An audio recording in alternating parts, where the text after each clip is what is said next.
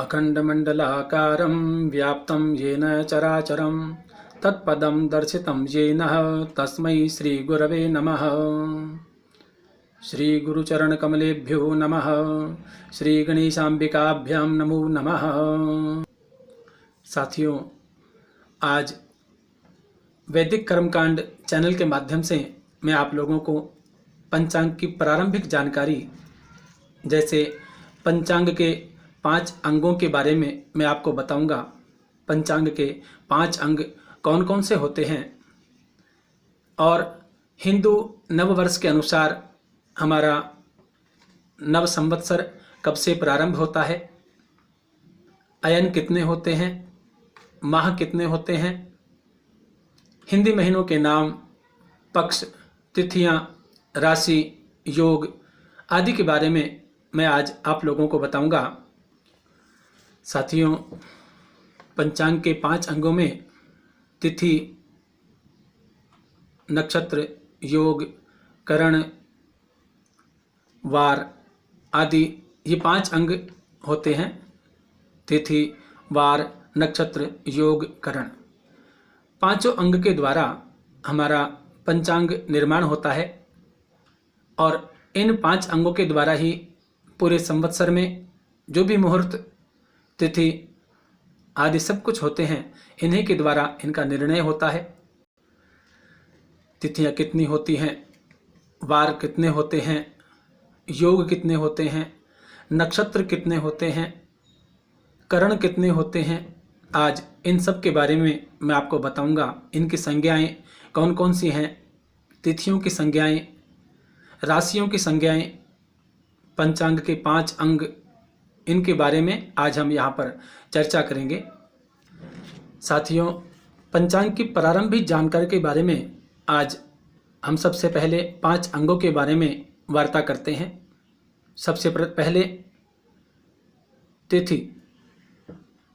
तिथियां 15 होती हैं और अयन 2 होते हैं, दक्षिणायन और उत्तरायण। पक्ष भी 2 होते हैं, कृष्ण पक्ष और शुक्ल पक्ष। एक महीने में 30 तिथियां होती हैं, 15 तिथियां कृष्ण पक्ष में और 15 तिथियां शुक्ल पक्ष में। एक वर्ष में 12 महीने होते हैं, जिनके हिंदी नाम क्रमशः इस प्रकार से हैं: चैत्र, वैशाख, ज्येष्ठ, आषाढ़, सावन, भाद्रपद, आश्विन, कार्तिक, मार्गशीर्ष, पौष, माघ, फाल्गुन। क्रमशः 12 महीने होते हैं। इन 12 महीनों में 2 अयन, कृष्ण पक्ष और शुक्ल पक्ष के अनुसार दक्षिणायन और उत्तरायण 2 अयन होते हैं। हमारा हिंदू नववर्ष चैत्र शुक्ला प्रतिपदा या पड़वा जिसे कह सकते हैं, प्रतिपदा के दिन से चैत्र शुक्ला में हमारा हिंदी नववर्ष प्रारंभ होता है। तो एक तो होता है विक्रम संवत और दूसरे होता है शक संवत। विक्रम संवत हमेशा चैत्र शुक्ला प्रतिपदा के दिन प्रारंभ होता है और शक संवत सदैव चैत्र शुक्ला प्रतिपदा से पहले चैत्र कृष्णा पंचमी से अमावस्या के मध्य प्रारंभ हो जाता है। यानी विक्रम संवत से पहले शक संवत प्रारंभ हो जाता है। ये सदैव ध्यान रखने की बात है। और जब हमारा नव संवत्सर प्रारंभ होता है तब सदैव उत्तरायण का सूर्य होता है और बसंत ऋतु होती है। तो इस प्रकार से एक संवत्सर में 12 माह होते हैं और एक माह में 2 पक्ष होते हैं, कृष्ण पक्ष और शुक्ल पक्ष। प्रत्येक पक्ष में 15 तिथियां होती हैं, जिनके नाम इस प्रकार से हैं: प्रतिपदा, द्वितीया, तृतीया, चतुर्थी, पंचमी, षष्ठमी, सप्तमी, अष्टमी, नवमी, दशमी, एकादशी, द्वादशी, त्रयोदशी, चतुर्दशी और कृष्ण पक्ष में अमावस्या और शुक्ल पक्ष में पूर्णिमा तिथि होती है। साथियों, इन तिथियों की 5 संज्ञाएं होती हैं। कौन कौन सी संज्ञा होती हैं? नंदा, भद्रा, जया, रिक्ता और पूर्णा। ये 5 संज्ञाएं तिथियों की होती हैं, अर्थात तिथियां 5 प्रकार की होती हैं। अब प्रत्येक संज्ञा में 3-3 तिथि होती हैं। केवल एकमात्र पूर्णा तिथि में 4 तिथियां होती हैं। जैसे नंदा तिथि में प्रतिपदा, षष्ठमी, एकादशी तिथि होती है, उसी प्रकार से भद्रा तिथि में द्वितीया, सप्तमी और द्वादशी तिथि होती है। और वैसे ही जया तिथि में तृतीया, अष्टमी, त्रयोदशी तिथि होती हैं। और रिक्ता तिथि में चतुर्थी, नवमी और चतुर्दशी, चौथ, नवमी और चौदस, ये तिथियां रिक्ता संज्ञक तिथियां कहलाती हैं। और उसी प्रकार से पूर्णा तिथियां पंचमी, दशमी, पूर्णिमा और अमावस्या, ये 4 तिथियां पूर्णा संज्ञक तिथियां कहलाती हैं। तिथियों की संज्ञा गिनती सदैव शुक्ल पक्ष से करनी चाहिए और वार की गिनती सदैव रविवार से करनी चाहिए। कृष्ण पक्ष की अमावस्या से शुक्ल पक्ष की पूर्णिमा तक चंद्रमा सदैव वृद्धि क्रम में होता है, अर्थात बढ़ता ही जाता है। और पूर्णिमा को चंद्रमा अपनी संपूर्ण कलाओं के साथ में बहुत ही सुंदर पूर्ण रूप से दिखाई देता है। उसी प्रकार से शुक्ल पक्ष की पूर्णिमा से कृष्ण पक्ष की अमावस्या तक चंद्रमा घटता हुआ दिखाई देता है। और धीरे धीरे घटता हुआ अमावस्या को कृष्ण पक्ष की अमावस्या के दिन चंद्रमा पूर्ण रूप से अदृश्य हो जाता है। अब इसके पश्चात वार की वार्ता करते हैं, वार के बारे में चर्चा करते हैं। वार 7 होते हैं, क्रमशः रविवार, सोमवार, मंगलवार, बुधवार, गुरुवार, शुक्रवार, शनिवार। इस प्रकार से क्रमशः 7 वार होते हैं। सूर्योदय से प्रारंभ होकर के दूसरे दिन सूर्योदय तक, सूर्योदय होने से पूर्व तक एक ही वार रहता है। जिस प्रकार से सूर्य रविवार के दिन उदय हुआ तो पूरे दिन रविवार को, पूरी रात्रि रविवार को, और दूसरे दिन सूर्य उदय होने से पूर्व तक रविवार ही माना जाता है। सूर्य उदय होने से लेकर दूसरे दिन सूर्य उदय होने तक वार एक ही माना जाता है। जिस प्रकार से रविवार का सूर्य उदय हुआ तो दूसरे दिन सूर्य उदय होने से पूर्व तक रविवार ही माना जाता है। इसीलिए वार की गणना रविवार से करते हैं और तिथियों की गणना शुक्ल पक्ष की प्रतिपदा से प्रारंभ करते हैं। अब हम नक्षत्र की चर्चा करते हैं। नक्षत्र कुल 28 नक्षत्र होते हैं, जिनके प्रत्येक नक्षत्र में 4-4 चरण होते हैं। इनके बारे में विस्तार से वार्ता हम आने वाले वीडियो में अवश्य करेंगे। नक्षत्र के पश्चात हम योग और करण की चर्चा करते हैं। योग कुल 27 होते हैं और करण कुल 11 होते हैं। प्रत्येक तिथि में 2 करण होते हैं। 27 योगों में से अतिगंड योग को सभी शुभ कार्यों में त्याग करना चाहिए और 11 करणों में से विष्ठीकरण को सभी शुभ कार्यों में त्याग करना चाहिए।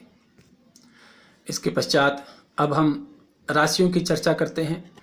राशियां कुल 12 राशियां होती हैं और 12 राशियों के अनुसार सूर्य भी 12 ही होते हैं।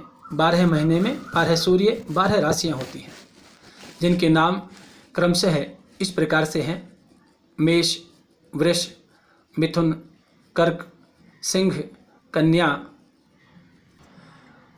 तुला, वृश्चिक, धनु, मकर, कुंभ, मीन, इस प्रकार से ये 12 राशियां होती हैं। इनकी भी 3 संज्ञाएं होती हैं, चर, स्थिर और द्विस्वभाव। 12 राशियों की 3 संज्ञा होती हैं, चर, स्थिर और द्विस्वभाव। और इन्हीं के अनुसार लग्न भी 12 ही होते हैं। लग्न कुंडली, जन्म कुंडली, प्रश्न कुंडली, सभी में 12 लग्न होते हैं, 12 राशियां होती हैं और उन्हीं के अनुसार उनकी भी संज्ञा चर, स्थिर, द्विस्वभाव, ये उनकी संज्ञा होती है। इस वार्ता को विस्तार पूर्वक देखें तो चर राशियों में मेष, कर्क, तुला और मकर, ये राशियां चर संज्ञक राशियां कहलाती हैं। इसके पश्चात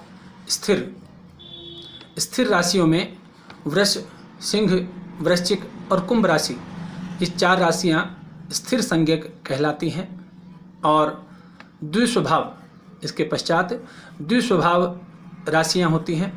उनके नाम हैं मिथुन, कन्या, धनु और मीन। इस 4 राशियां द्विस्वभाव संज्ञक होती हैं। इसी प्रकार से राशियों की वार्ता के क्रम में हम भद्रा की वार्ता करते हैं कि भद्रा कब कहाँ निवास करती हैं, निवास कहाँ पर है। अधिकांशतः कई लोग ऐसा समझते हैं कि भद्रा सदैव अनिष्टकारिणी होती है, खराब होती है, लेकिन ऐसा नहीं है। भद्रा सदैव खराब नहीं होती है, अनिष्टकारी नहीं होती है, भद्रा शुभ भी होती है।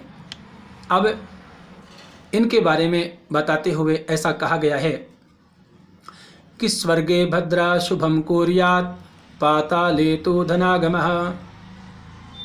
स्वर्गे भद्रा शुभम कुर्यात् पाताले तु धनागमः।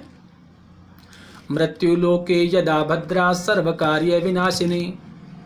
मृत्युलोक में यदि भद्रा का निवास होता है तो सभी कार्यों का विनाश करने वाली होती है। यदि भद्रा का निवास स्वर्ग में हो तो सभी प्रकार से शुभ फलदायी होती है। और पाताल में यदि भद्रा का निवास होता है तो धन प्रदान करने वाली होती है, साधक को धन की प्राप्ति होती है। तो इसलिए भद्रा सदैव अशुभ नहीं होती है, लेकिन पहले उनके लिए ये निश्चित करना चाहिए कि भद्रा कब कहाँ निवास करती है। तो इस क्रम में इस बात को जानने के लिए सबसे पहले तो ये देखा जाए कि भद्रा कहाँ पर निवास करती है। भद्रा का निवास देखने के लिए सबसे पहले ये निश्चित करना पड़ता है कि जिस दिन की भद्रा का निर्णय करना हो उस दिन चंद्रमा कौन सी राशि पर विद्यमान है, और जिस राशि पर विद्यमान होता है चंद्रमा उसी के अनुसार भद्रा का वासफल कहा जाता है। तो पूर्ण जानकारी के लिए ये निश्चय करें कि चंद्रमा कौन सी राशि में स्थित है। यदि चंद्रमा मेष, वृष, मिथुन और वृश्चिक राशि में स्थित हैं तो चंद्रमा उस दिन स्वर्ग में विद्यमान होता है और भद्रा भी स्वर्ग में ही निवास करती हैं। यदि भद्रा का निवास स्वर्ग में है तो स्वर्गे भद्रा शुभम कुर्यात्। स्वर्ग में रहने वाली भद्रा शुभ फल को दायी होती है, शुभ फल देने वाली होती है। और कर्क, सिंह, कुंभ और मीन, इन राशियों में रहने वाली भद्रा मृत्युलोक में निवास करती है। यदि मृत्युलोक में भद्रा का निवास होता है तो मृत्युलोक के यदा भद्रा सर्व कार्य विनाशिनी। मृत्युलोक में अगर भद्रा का निवास होता है तो सभी कार्यों का विनाश करने वाली होती हैं। और कन्या, तुला, धनु और मकर, इन राशियों में रहने वाली भद्रा हमेशा पाताल में निवास करती हैं। यदि भद्रा का निवास पाताल में हो तो पाताले तु धनागम है। पाताल में जो भद्रा रहती है तो वह धन की प्राप्ति करवाने वाली होती है।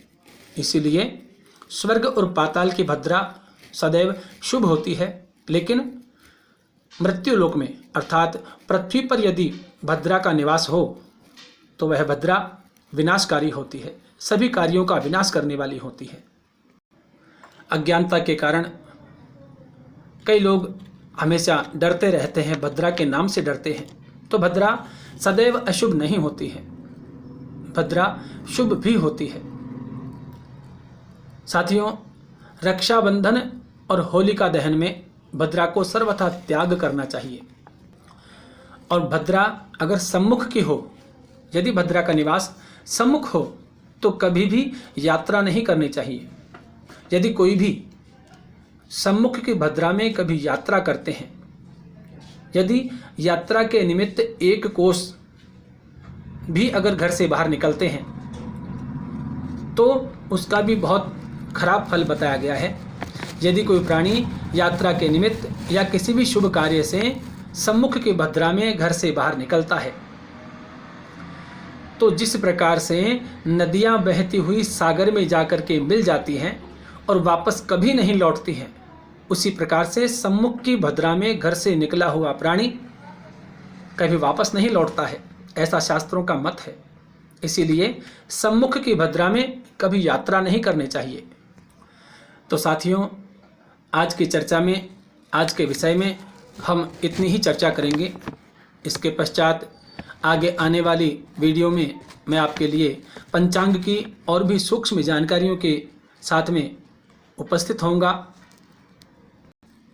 साथियों, आज की जानकारी आप लोगों को कैसी लगी, मेरा वीडियो आप लोगों को कैसा लगा, कमेंट बॉक्स में आप इसके बारे में मुझे अवश्य ही अपनी राय बताएं।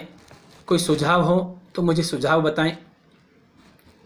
और मेरे चैनल के नीचे सामने ही लाल अक्षरों में सब्सक्राइब का बटन बना हुआ है, उसे आप अवश्य दबाएं, चैनल को सब्सक्राइब करें।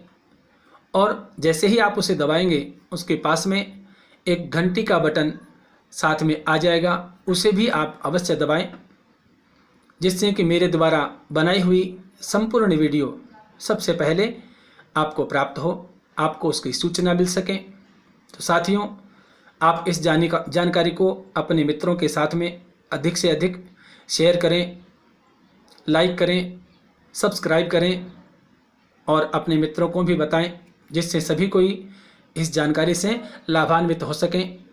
जय श्री राम।